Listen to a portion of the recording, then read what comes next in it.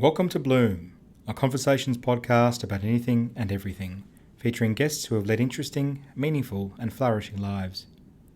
I'm lucky to be joined today by Father Frank Brennan, a Jesuit priest and the current rector of Newman College within the University of Melbourne. Frank is a man of many talents and interests, working variously as a Jesuit priest within the Catholic Church, a human rights lawyer, a professor of law at Australian Catholic University, and CEO of Catholic Social Services Australia. He is a national living treasure and widely known to the Australian public through his long career of leadership and advocacy on a range of human rights and social justice issues relating to asylum seekers, Aboriginal and Torres Strait Islander peoples, and the poor, vulnerable and disadvantaged both in Australia and abroad. In this interview, we speak about issues relating to each of these broad areas of Frank's life, with a special focus on the pivotal and defining influences of his career. Thank you so much for joining me this evening, Frank. It's a great honour to be speaking with you. Great to be with you, Nick. So to kick things off, you grew up in Toowoomba, Queensland, the son of Gerard Brennan, former Chief Justice of the High Court of Australia, and Patricia O'Hara, a doctor. Could you talk to our listeners a bit about your early life and memories of Queensland, and what influences your mother, father and family had on you? Sure. Well, I was actually brought up in Brisbane, but I went to boarding school in Toowoomba, and I came from what in those days you'd regard as a typically Catholic family. I was the eldest of 7 children. My father, as you said, a lawyer, and my mother a doctor. As was once later said, they founded a medico-legal society because a lot of the family went either into law or into medicine. Mm-hmm. I lived just a pretty quiet life as a schoolboy. I went to boarding school in Toowoomba because it was a school to which my father had gone. And it was a school where there were priests rather than brothers who were there as the teachers. And in those days, it was just after the Second Vatican Council in the Roman Catholic Church. And my parents thought it would be a good thing for the boys to be taught by priests. And therefore, we boarded in Toowoomba. And Toowoomba, it was a great place to go to school. It was high up on the Great Dividing Range. The winters were bitterly cold. In the first 3 years, there was very little heating in the school. The school prospectus used to boast that the crisp mountain air was very conducive to study. Later years, I joked that one of the good things about going to my school, Downlands in Toowoomba, was that if your father didn't drive a tractor, you were regarded as being a slightly second-class sort of citizen. So there was no way that you could develop pretensions about yourself if your father happened to be a leading barrister in Brisbane or anything of that sort. So it was a pretty idyllic sort of existence. I think when I later moved south to Sydney and Melbourne, I became aware that there are often a lot of pressures on kids when they are at school, and those pressures were delightfully absent in Toowoomba. So I think it was a fairly idyllic sort of existence. And what did you learn most from the personal examples of your mother and father growing up? From them, I think just that, their dedication to each other and to their children, that family was first and foremost. They were very religious people, so that adherence to the church was seen to be important, that public service was absolutely essential, and that any notion of seeking social advancement or anything of that sort was just completely irrelevant to them. And I remember when I became a first-year law student at Queensland University, most of the students in those days, I would say, had some connection in the law. I would say that 50% of the students had fathers in those days who were either solicitors, barristers or judges. And I was bowled over because they all knew and boasted about what their parents did. All I knew was that my father would come home and after dinner he would sit in the lounge room with a pile of papers and next morning we would all be commissioned to look at the Courier Mail, to look up the law list to see which court he was appearing in. Right. But we really had no idea of what he did. And my mother, I once got into trouble many years later from a woman who's now a leading silk here at the Melbourne Bar. I was interviewed by one of those magazines and they were asking me about my mother and father. And I said that my mother, of course, was more intelligent than my father. And this woman lawyer said, "You can't say that. Your father's a High Court judge."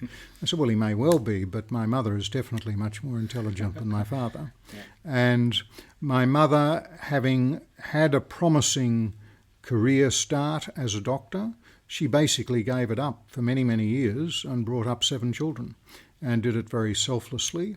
But she had an unerring instinct about right and wrong, and she had an unerring instinct about the social pretensions of others. Incredible. And what drew you to ordination within the Catholic Church, and why the Society of Jesus, or the Jesuits in particular, given that wide-ranging education that you enjoyed? Well, I started university in 1971 at the University of Queensland, and I enrolled in law and arts, particularly politics. And your younger listeners could be forgiven for not knowing some of the history because it's now 50 years ago. But 2 things to remember about 1971. 1971 was the year of the first ever Aboriginal land rights case in the courts in Australia, Mabo and Nabalco. In fact, I recently celebrated the funeral mass for Bill Priestley, who at the end of his life, he'd been a judge on the New South Wales Supreme Court, the Court of Appeal. But he had been the counsel for the mining company in Mabo and Nabalco. Yep. And it was great later in life with him talking about that case, which he'd long thought about. So there was that in 1971. I remember a year ahead of me, there was a law student who was studying property law that year, and he asked if he could do his annual property essay on Aboriginal land rights. And the professor of property law told him he couldn't because there was no such thing. Extraordinary. So that was 50 years ago. The other thing was that in those days we had a colourful premier in Queensland, a fellow Sir Joe Bjelke-Petersen. And 1971, your rugby aficionados would remember, was the last time an all-white Springbok rugby tour came to Australia from South Africa. And there were bitter debates about law and politics and whether or not politics and sport should be mixed. And so that was fertile ground for a first-year law and politics student. Yeah. And so in faith terms, I was thinking about becoming a priest, and in the Jesuit order at that time, there was a strong emphasis on the relationship between faith and justice, namely that if you profess faith in Jesus Christ as Son of God, as the one who came as good news for all, then you had to see all people as being brothers and sisters in Christ to whom justice should be accorded. And so questions of social justice were very animating for me and seemed to be tightly aligned to my religious faith. And in the Jesuits I found that sort of synchronicity. And the phrase "a man for others" is commonly used in relation to the Jesuits. What does it actually mean in practice? What it means in practice is a respect for the human dignity of all, and that we are all called to a life of service, and we are called to have an eye out for the other, particularly the poor and the vulnerable, and to have a commitment to the common good. That is the sum of those circumstances which are necessary in order that the human flourishing of all in the community might be attained, but particularly those who are poorest and most marginal. So the Jesuits were founded in the 16th century to serve the Pope, and famously Pope Francis, the current Pope, is the first Jesuit to hold that office. How has this impacted the Society of Jesus, or the Jesuits, and how has it impacted the Catholic Church on a range of theological and social issues? Yes, well, this is a big Jesuit year for us. The 20th of May, 2021, will mark the 500th anniversary of the actual point of conversion of Ignatius Loyola. Right. He was a fiery Basque, he was a soldier, he was a courtier, he got injured in battle. While laid up after battle, he was there for months reading books, and he discerned that he would find himself animated on reading the life of the saints and the life of Jesus, and this then led to the establishment of the Jesuit order. So now, 500 years on, yes, in Francis, we find someone who, as Pope, has brought something of that bold Jesuit vision front and centre into the life of the Church. And I think that's good news. His successor may well be an equal and opposite reaction to him, But as I say to myself, I think Francis has probably given us all enough to run on for the rest of our lives, and that's a good thing. And there seem to have been major changes in terms of the Pope's willingness to step into a range of major environmental, political and economic issues, which I think a lot of people, especially the young, have found very refreshing. Yes. Well, particularly on environmental issues, that encyclical he wrote, Laudato Si. I mean, even for people who are not religious, they found in his writing of Laudato Si a clarion call which was refreshing, because it held together three strands, really, which for the more secular agnostic is often difficult. But he held together the need to care for the environment, the need to care for the poor and marginalised, and the need to care for one's interior life. And basically his argument is it's only if you have a deep interior life of prayer that you actually have the capacity for the long haul, for that engagement with care of the environment and care for the poorest and most marginal. And in all of that, his inspiration has been Francis of Assisi, and that's why he was the first pope in history to be bold enough to take on that name of a saint who was so radical and so simple in the message which he always proclaimed.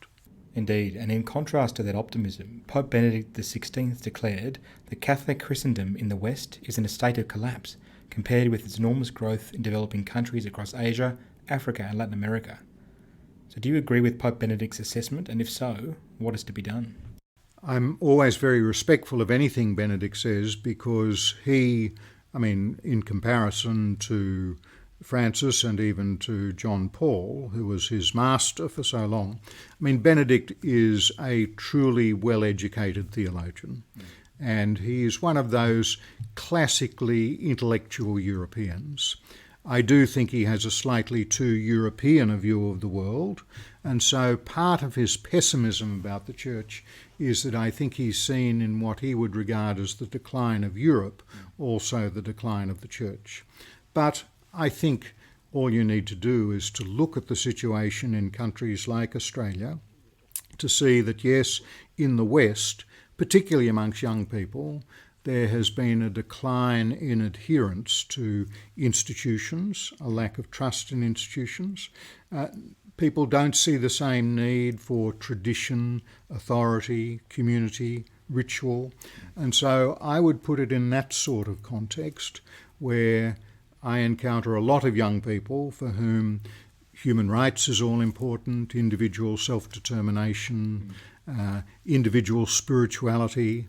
But when it comes to questions about being part of an institution, being committed to that institution, finding the compromises that are necessary through that institution, then I think that often falls away with young people.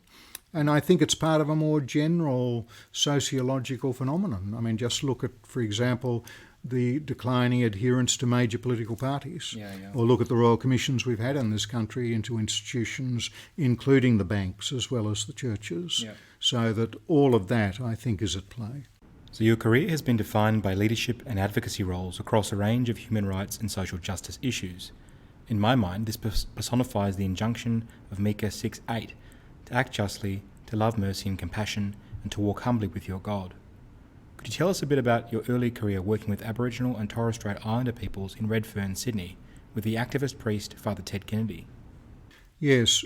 As a Jesuit, the first thing you do for the first couple of years is enter the novitiate, where one of the key experiences is the 30-day retreat, a silent retreat, Ignatius's spiritual exercises. But then you're sent on a number of what are rather quaintly called experiments, and they're usually for 2 or 3 months. In my first year of novitiate, I knew there was a possibility of being sent to Redfern, and to be honest, I was rather terrified at the prospect and was delighted that I wasn't sent. But in my second year I was sent there, and Ted Kennedy, who was an extraordinarily charismatic man and who had lived the life on the street in the sense that he had opened up his presbytery at Redfern, and so Aboriginal people off the street, including those who were drunk or drug affected, would turn up not only on the presbytery steps, they would turn up sleeping in the presbytery. And so that was an experience of being cheek by jowl with Indigenous Australians when in those days Redfern was not as gentrified as it is now, and there were a lot of people living in very adverse circumstances. So it was a privilege to see something of his vision of priesthood and the proclamation of the gospel in that sense. That was 1976. I expressed then to my superiors an interest in being involved in Aboriginal work. And after I had finished studying my Masters of Law here at Melbourne University and doing my philosophy studies, I was then up for 2 or 3 years' work before being sent off to theology. And so I expressed an interest in being involved in Aboriginal issues. Well, while I had a year here at the Melbourne Bar, I was briefed to appear as junior counsel in an Aboriginal murder case of a young Aboriginal man by the name of Alwyn Peter, who came from the Weipa Aboriginal Reserve up in Cape York. He had killed his Aboriginal woman companion, Deirdre Gilbert, and we found that the homicide rate was the highest recorded amongst any ghetto group in the Western world. I'll never forget the senior barrister who led me in the case telling the court, "I should tell Your Honour, to be a member of such a community, one does not have to be bad or mad, one has only to be Aboriginal." That had a searing experience for me, and so the next year was 1982, the year of the Brisbane Commonwealth Games, when the international spotlight was on Queensland and its adverse treatment of Aborigines and the absence of any land rights legislation. And so the Catholic bishops asked my superiors whether I could be available as their advisor during that year. So during that year, I spent all year travelling around the most remote Aboriginal communities in Queensland. And that's where I really developed the passion and the insights, insofar as I have any, about this sort of advocacy work.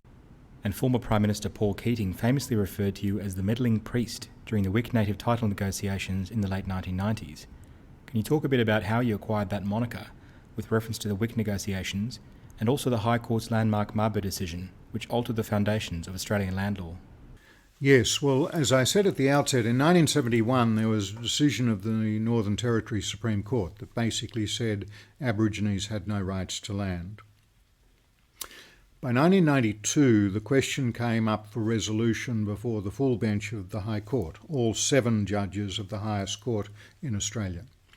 And they ruled by 6-1 that the Northern Territory Supreme Court judge was in error, and that in fact what we call the common law was able to recognise Aboriginal rights to land which pre-existed the assertion of British sovereignty, and that those rights survived until they were extinguished by action of the Crown, usually by granting a freehold or leasehold interest to somebody else.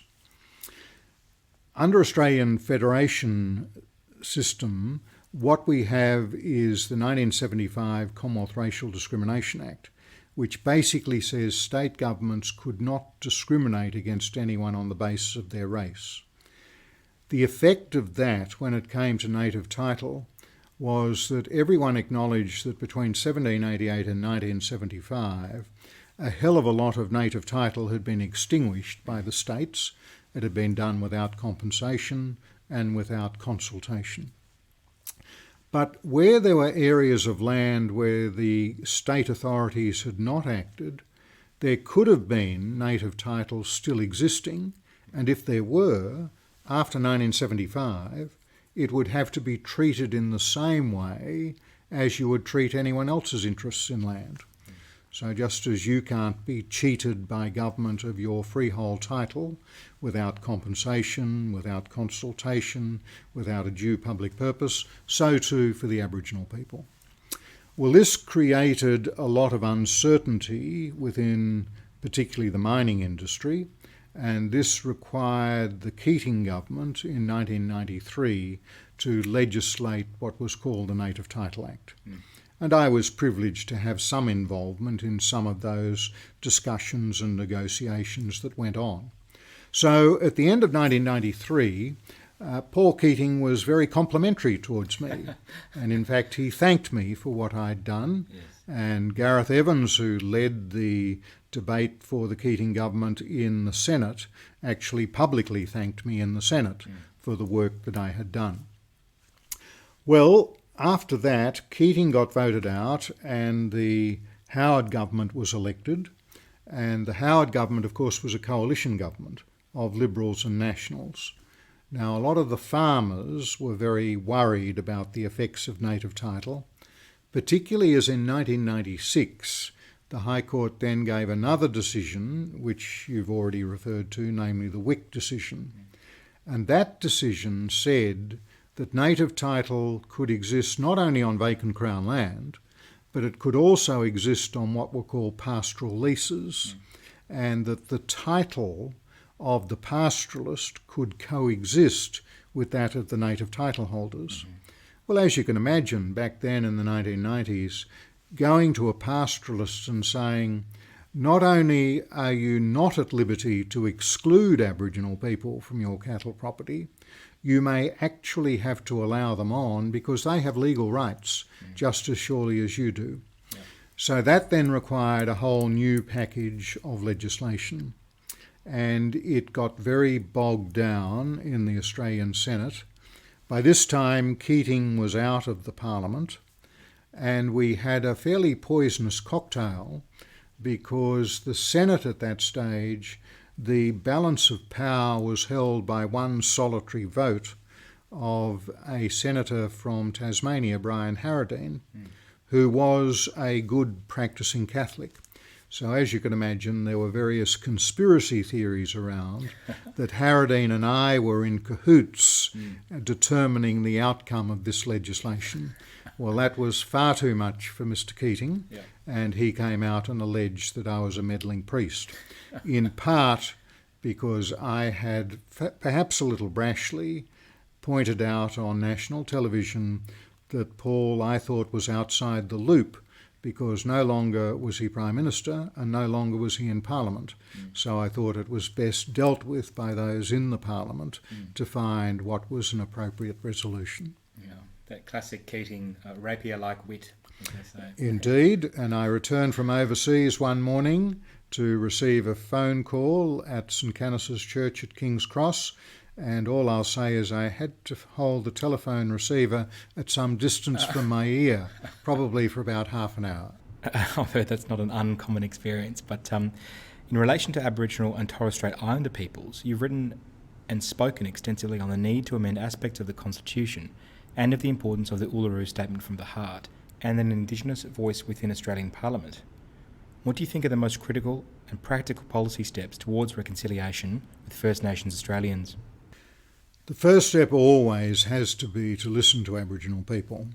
So, for example, on constitutional change, I had published a book in 2015 outlining what I thought might be achievable and what might cohere as an integral part of our constitution as it presently is. Well, those ideas I had to throw on the scrap heap once the Uluru Statement came out. So the starting point always has to be what Aboriginal people themselves articulate as what it is that they desire. But that's not the sum total of what you have to do. And this sometimes gets me into trouble, but I have long said that there's a series of separate questions. First is, what is it that Aboriginal people themselves want? And it's only a fool who would expect unanimity on that. And so you've got to be truly discerning about the Aboriginal processes in reaching an outcome as to what is articulated as the Aboriginal desire. But at the moment, I'd say that there is a very strong consensus amongst most of the key Indigenous leaders that the Uluru Statement is a satisfactory starting point for what it is that they are seeking. So the second question becomes, well, all right, this is the aspiration of Aboriginal Australians. Which of those aspirations are morally justified? And I think that requires a two-way conversation. And I don't think it's patronising, even for me as a white-fella cleric, to say that there's a need for that moral or ethical discussion to go on. Then, having determined which of the Aboriginal aspirations are morally justified, the question becomes which of those are politically achievable. Now, what's politically achievable under a Conservative government is usually different from what's achievable under a Labor government. Yep. And guess what? Often the Indigenous leadership has better access to the Labor leadership than to the leadership of Conservative governments. Right. And so therefore, when a Conservative government is in power, there may be better utility in having well-meaning whitefellas at the table as well in order to facilitate that outcome. I think there's then a fourth question which arises for each of us as citizens, which is, well, of those politically achievable, ethically justified Aboriginal aspirations, to which of those am I going to actually commit myself? You know, give a bit of sweat and time and resources. And that's a decision for each individual personally to make. Now, in terms of our Constitution, there are provisions in our Constitution, Section 25 and Section 5126, which use the term race. Now, I'm an Australian who thinks that the term race is an outdated term to appear in the Australian Constitution. Section 25 is actually a useless section. It's never been used. It should simply be abolished. Section 5126, I think, should be revised in order to ensure that it's formulated that the Commonwealth can make laws for the benefit of Aboriginal and Torres Strait Islander people, and only after appropriate dialogue or consultation with the Aboriginal and Torres Strait Islanders who are to be affected by such laws. So it's in that space that I think the work needs to be done. Yeah. But at the moment, you won't hear much from me publicly on this sort of thing, because I think the Aboriginal ideas have to germinate much more, Right. and I think they need to do much more in getting a coherent position which can be acceptable to both major political parties. Because make no mistake, the Australian Constitution is very democratic in this sense. It can only be amended by a supermajority of the Australian people. That is, you need a majority of voters overall, and you need a majority of voters in 4 of the 6 states. Yeah. Hardly ever achieved, and if it is achieved, it's achieved when you have all major political parties at the table. So turning to the relationship between the Catholic Church in Australia and its relationship with Indigenous Australians, I've long loved reading a New Zealand prayer book published by the Anglican Church in Aotearoa, New Zealand and Polynesia. It's filled with songs of praise, hymns and prayers in the Maori language, as well as hyperlocal references to New Zealand's mountains, clouds and rivers. To me, this makes faith more real and tangible and accessible, instead of trying to sort of understand obscure references to the Holy Lands, which are obviously, thousands and thousands of miles away, which I've never experienced. An example of this is from one of their Eucharistic liturgies, called a Benedicite Aotearoa, which I'll read in full. O give thanks to our God who is good, whose love endures forever. You sun and moon, you stars of the southern sky, give to our God your thanks and praise. Sunrise and sunset, night and day, give to our God your thanks and praise. All mountains and valleys, grasslands and scree, glacier, avalanche, mist and snow, give to our God your thanks and praise. You kauri and pine, rata and kauhai, mosses and ferns, give to our God your thanks and praise. Dolphins and kahawai, sea lion and crab, coral, anemone, pipi and shrimp, give to our God your thanks and praise. Rabbits and cattle, moths and dogs, kiwi and sparrow and tui and hawk, give to our God your thanks and praise. You Maori and Pakeha, women and men, all who inhabit the long white cloud, give to our God your thanks and praise. All you saints and martyrs of the South Pacific, give to our God your thanks and praise. Could you reflect on the above prayer and speak a bit about how we can achieve this sense of an inclusive and authentically Australian Catholic faith with our Indigenous brothers and sisters, which respects and accommodates their Indigenous spiritualities and traditions? Yes, well, I remember well when Pope John Paul II came to Alice Springs in 1986, met with the Aboriginal people. He said, the church in Australia will not be the church that Jesus wants her to be until you, the Aboriginal people, have made your contribution to her life and until that contribution has been joyfully received by others. And I've always said that's the Copernican revolution to which the Australian church is called, because people in the pews tend to be even more self-righteous than those out in the street. And when it comes to Aboriginal people, often people have the approach, what do they want from us this time? Whereas what John Paul II said, it was for the Aboriginal people to make their contribution to the life of the church and to that contribution to be joyfully received by others, those of us who are not Indigenous. I mean, just think, beginning of this year, Senior Australian of the Year, Miriam Rose Ungamo, is a very dear friend of mine. We've known each other for 40 years. Now there's Miriam, Aboriginal woman from Nayu Nambiu and the Daly River. That was a mission originally of the Jesuits, set up in 1876 and 1886. Now, when you listen to Miriam Rose Ungamo, when she speaks about Didiri, that deep spirit of inner listening. You visit the Church of Francis Xavier there at Nayu Nambiu. The Stations of the Cross are painted by her. They're completely Indigenous and very eloquent. The pulpit painting of the church there is painted by her.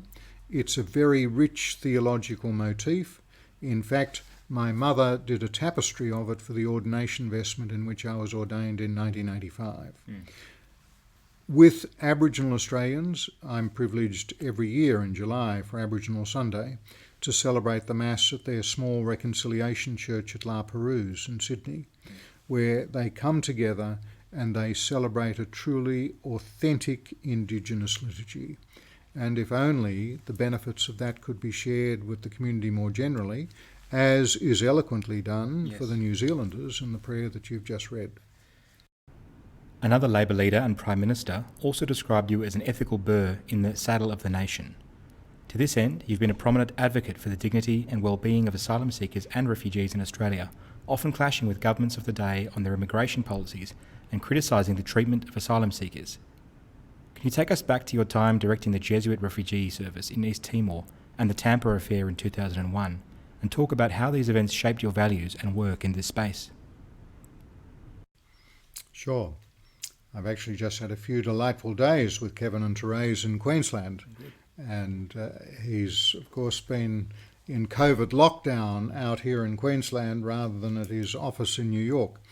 And it's been great to catch up with him and reflect on a lot of the complex issues which presently confront our society and our world. I remember in July 2013, I was in very sharp disagreement with him about refugee policy.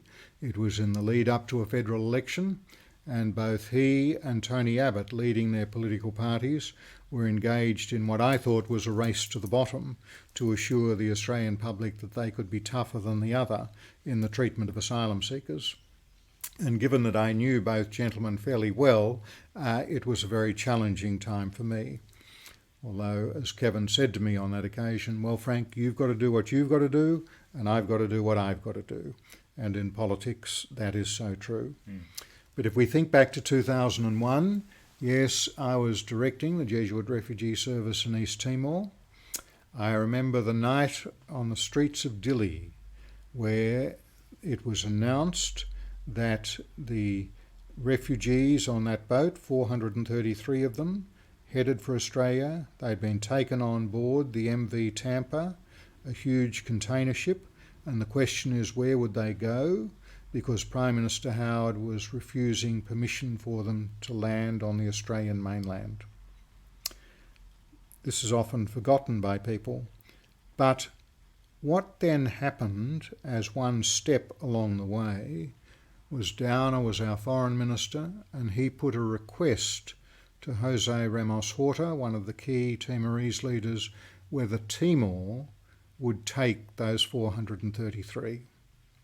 There was I, an Australian, director of a refugee service, in a country which had been all but wiped out by the conflagration after the referendum that had been held there, where at least a third of the population had been internally displaced or had gone across the border, and where all of the infrastructure of Dili had been subjected to a complete firewall.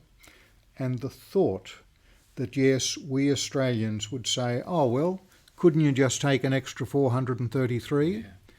And the extraordinary thing was the Timorese were saying, well, after all Australia has done for us, maybe we should do them a favour.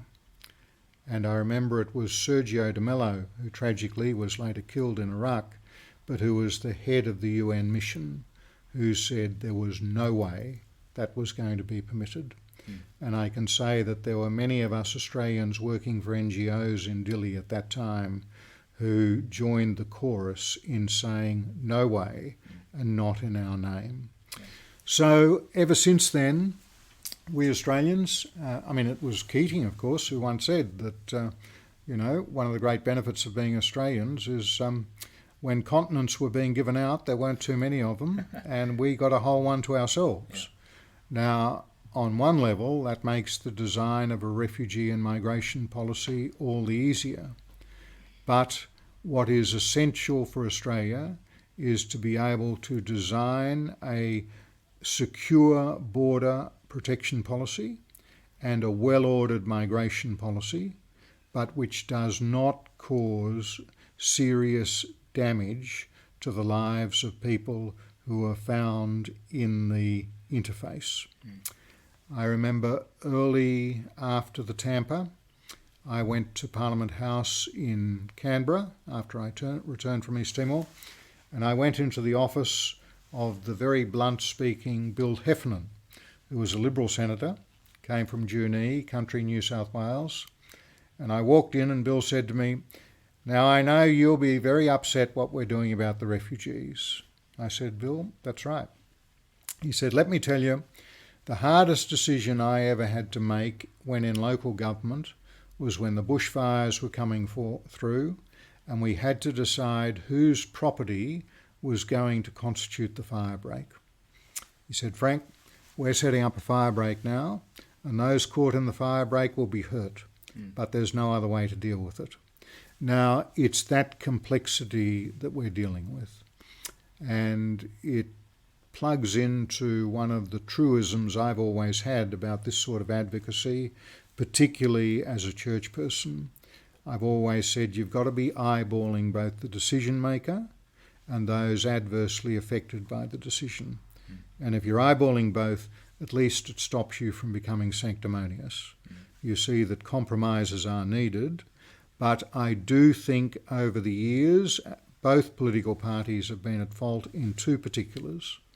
One is I don't think we've been sufficiently transparent with what we've done in sending boats back or turning boats around.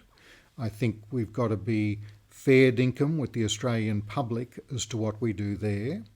Secondly, I think we have used detention as a deterrent when it's unnecessary, and keeping people locked up on places like Nauru and Manus Island for many years. Young children as well. Just doesn't work, and it's wrong. So what are some of the critical policy changes that you'd like to see in this space which would be consistent with your vision of a more humane and ethical Australia? I think there'd be three things. First, there would be a transparent process for dealing with people on water when they are in boats headed for Australia. I would support, even though many refugee advocates would not, I would support some form of on-water prompt assessment of people who might be screened out as being not from countries which are presently producing refugees. Yeah. That would be step one. Step two would be that I would favour a system of detention while matters of identity and security are determined. But I think once those matters are determined, then I think people should be allowed to remain in the community while their claims are assessed. But the corollary of that is when people are found not to be refugees, I think you are justified in taking them back into detention so as to provide what you might call the incentive for voluntary return to the countries from which they've come. And the final thing would be that I do not see any justification for the offshore processing of people in places like Nauru and Manus Island. I think that part the cost of that has been to prostitute those nation states in ways which are contrary to the values which we want to espouse in terms of our foreign policy. So what have been some of the most moving or seminal moments throughout your working career with refugees and asylum seekers in terms of personal contact? Have you visited Manus and Nauru Islands or the Woomera Detention Centre? Well, no, I've never been to Manus or Nauru. I was to go to Nauru at the height of things, but my visa was revoked. And I remember meeting with Minister Ruddick at the time, who told me that he could assure me that neither he nor his department had blackballed me, but he couldn't speak for Alexander, which was Alexander Downer as the Foreign Minister.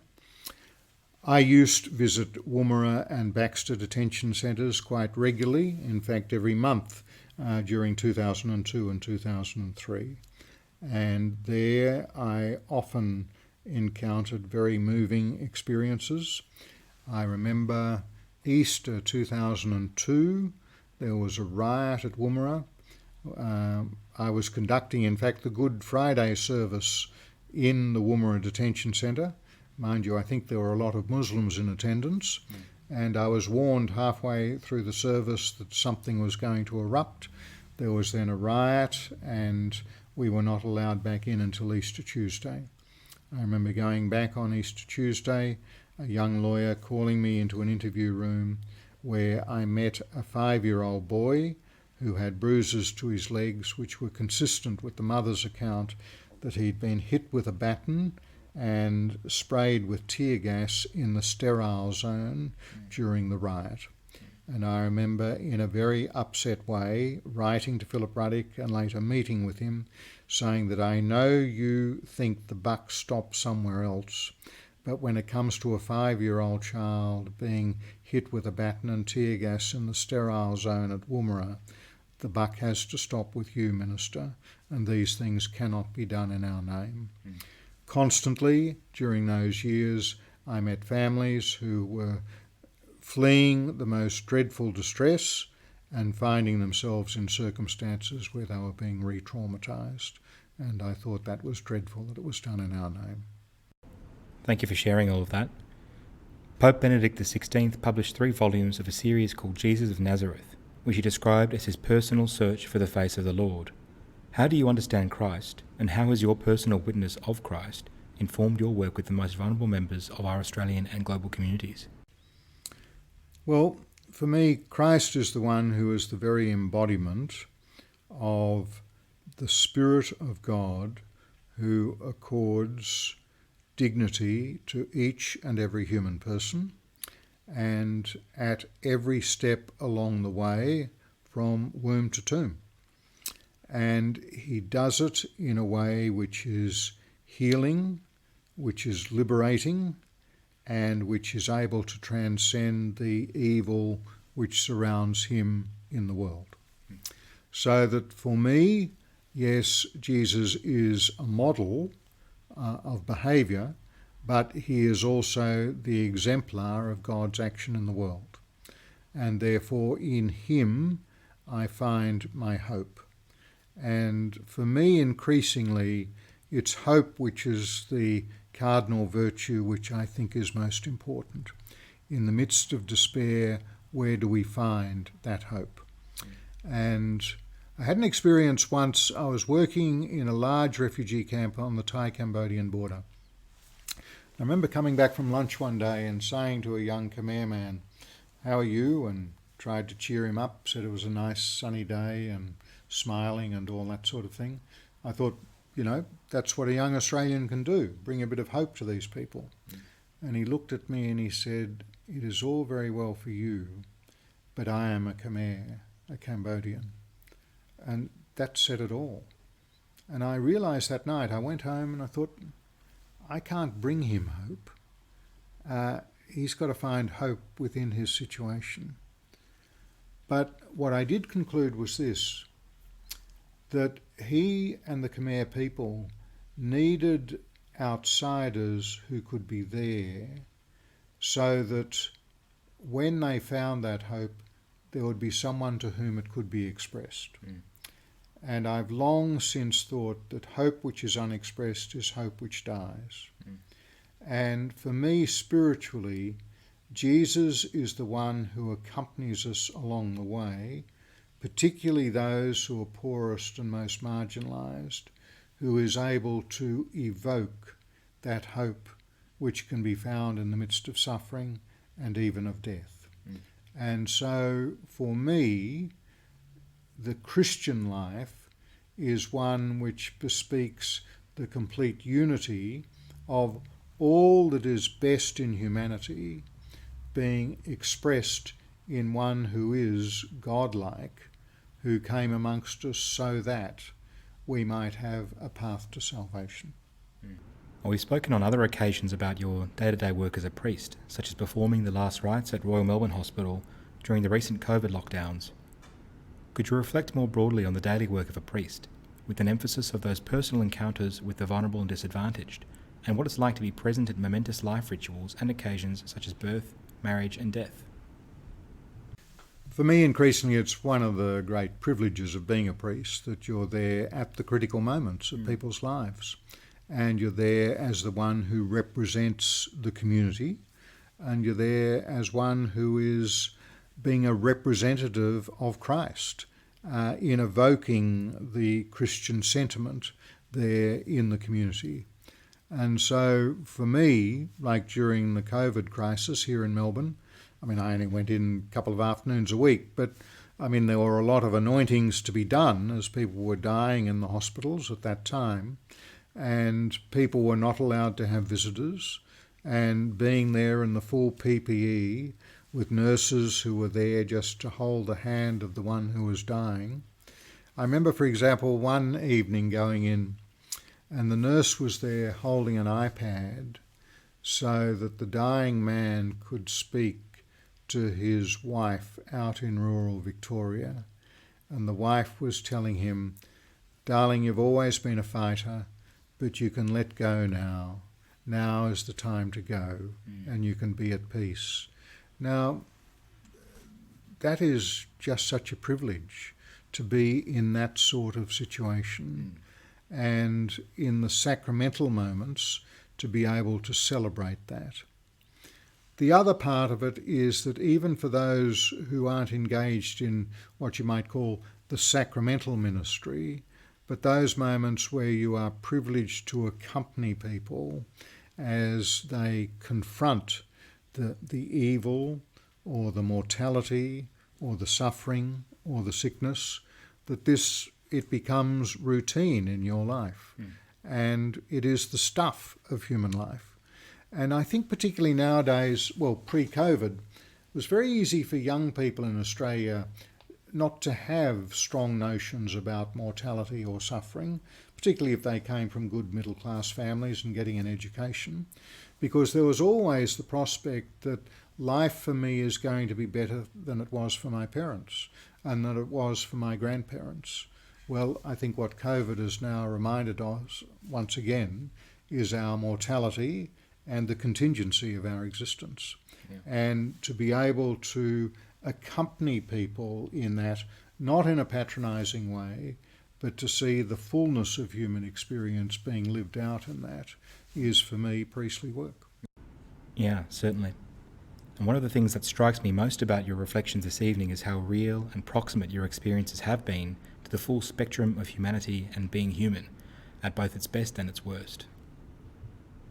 I think I've been blessed in that regard, but I'd say also that particularly it's a blessing in disguise of the last few years where, the church doesn't enjoy the social standing it used, and therefore as a priest you don't enjoy the social standing that you used to, and therefore it's all the more necessary to be very real.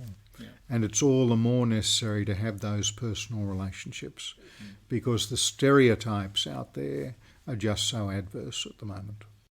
And how have these kinds of experiences compared with your executive leadership work as CEO of Catholic Social Services Agency, where you worked in the social justice space from a macro or systemic level?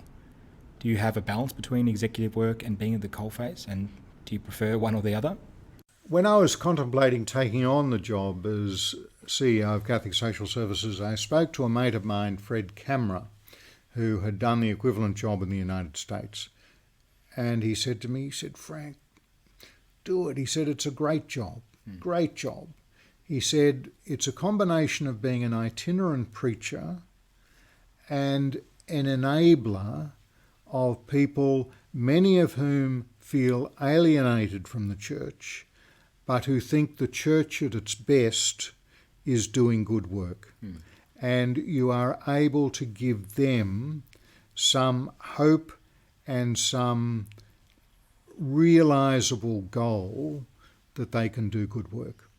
And so that very much stood by me as I spent a lot of time getting around the country looking at the work of the formation, particularly of the middle order leaders in all of those Catholic welfare relief agencies. The other thing I remember though, and it was the time when I thought maybe it's time to leave Canberra, I had my first discussion with Christian Porter, who'd just become a federal cabinet minister. He was the Minister for Social Security. And I said to him, Christian, you any relation to old Charlie Porter? The athlete. He said, yes, he was my grandfather. Oh. And I said, yes, I thought there was some relationship. I said, I debated your grandfather in the Pilbeam Theatre in Rockhampton on Aboriginal land rights in 1982, when he'd just recently finished as Joe Bjelke-Petersen's Minister for Aboriginal Affairs. Wow. And after the meeting, I thought to myself, when it gets to the stage that the newest cabinet minister is the grandson of someone you used to deal with, it's probably time to leave town. Yeah. And so then coming here to Newman, when talking with my provincial about whether I'd come here, I said, well, I'll be turning 66. I think I could do this maybe till I'm 75. And it's an opportunity where two things which I've always done. I want to render comprehensible the Catholic faith to intelligent Catholics out there through my preaching and writing, etc.